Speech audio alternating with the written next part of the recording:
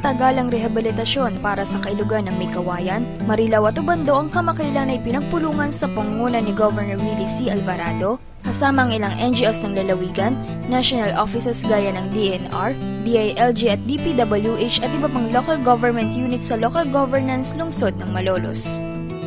Dumalo din sa pagpupulong ang mga kinatawan mula sa World Bank at United Nations na siyang susuporta sa pinansyal na pangangailangan ng nasabing proyekto.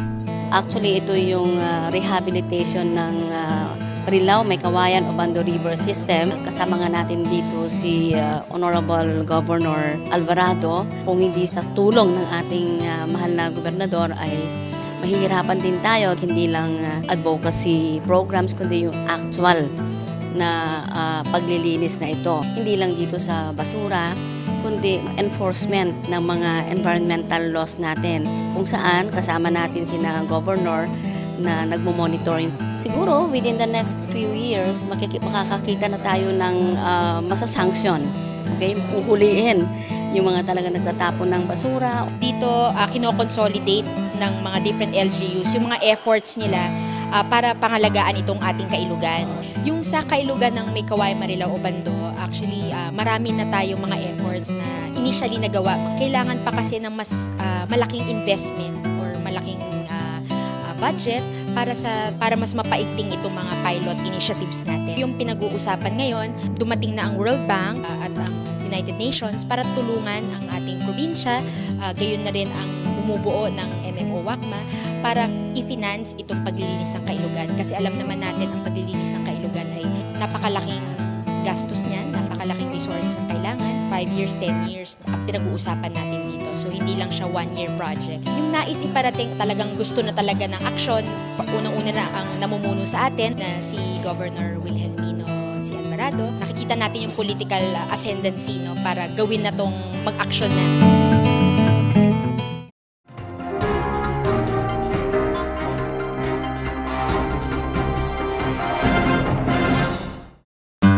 Pangangalaga sa kalusugan ng isa sa 7 puntong programang isinusulong ng pamahalang panlalawigan. Kaya isa na namang serbisyong medikal ang hatid ng kapihan sa mga kababayan natin sa Santa Cruz 4, San Jose del Monte, Bulacan noong ika-27 ng Enero.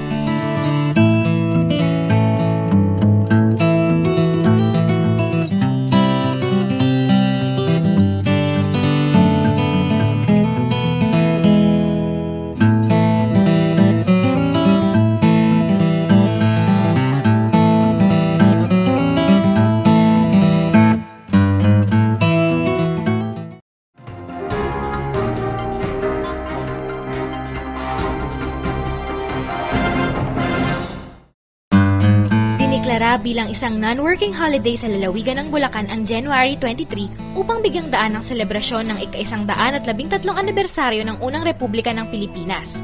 Ito ay ginanap sa makasaysayang simbahan ng Baraswain na dinaluhan ng panauhing pandangala si Vice Presidente Jejo Marbinay.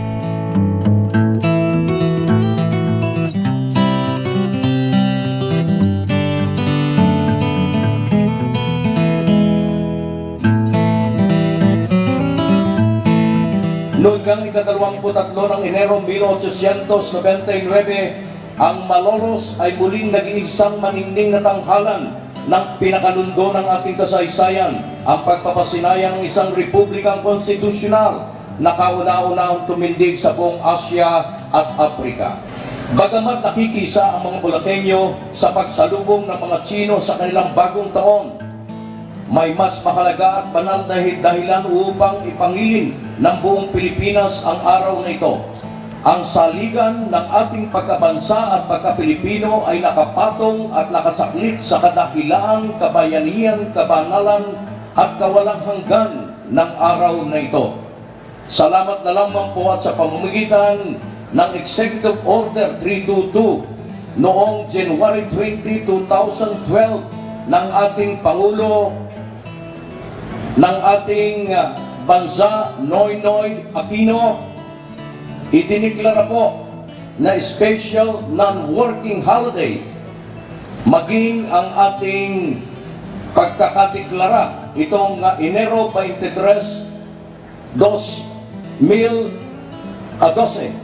Isang maikli at malungkot, ngunit marangal at makabayanihang kabanata po ito ng ating kasaysayan. Isang tagumpay na dapat maikli ay kailangan natin ipagdiwang at ipagpista, ipaggunita at ipagtayo ang balandok ng ibig sabihin ang takip ng sugat at tore ng pagdiriwang.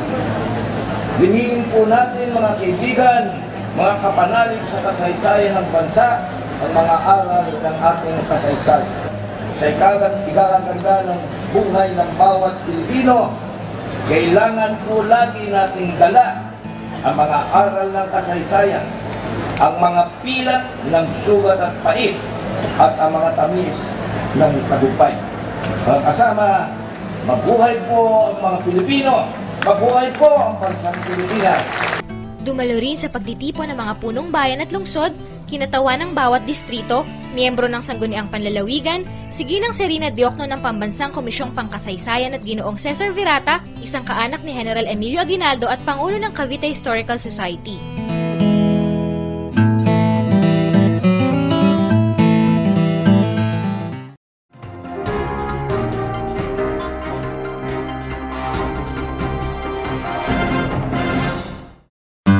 Ika-25 ng Enero nang simulan sa banal na bundok ng bayan ng San Miguel ang ika-15 Provincial Council Jamboree ng Boy Scouts of the Philippines, Bulacan.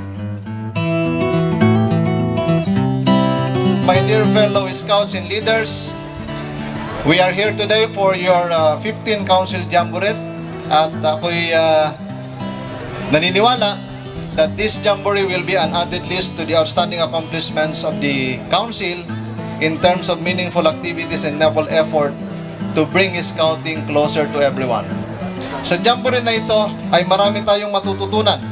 Hindi lamang yung sinasaad dun sa Scout Oath and Law, kundi sa Jamboree na ito, habang tayo nagtitipon, ay matututo tayong makipagkaibigan, matututo tayong tumanggap ng kaalaman na dadali natin para sa ating kinabukasan. Today, each one of you here shall grow taller and wiser. And today, my fellow Scouts, we shall apply what we have learned from our troop meetings. Bukod sa mga Boy Scouts at Girl Scouts mula sa iba't ibang bayan ng ating lalawigan, nagkaroon din ng mga guest na Boy Scouts mula sa ibang lugar tulad ng Makati. Dumalo rin sa pagtitipon ang mga opisyal ng nasabing bayan, si Ginoong Francisco Aniag, Director ng Bulacan Council, at si Mrs. Edna Zerudo, Division Superintendent ng DepEd. Sa akin, mahalaga yung Scout kasi sa isang kabataan, ang pagiging Scout ito yung masasabi kong humuhubog sa kanya parang maging isang mabuting tao, isang mabuting leader.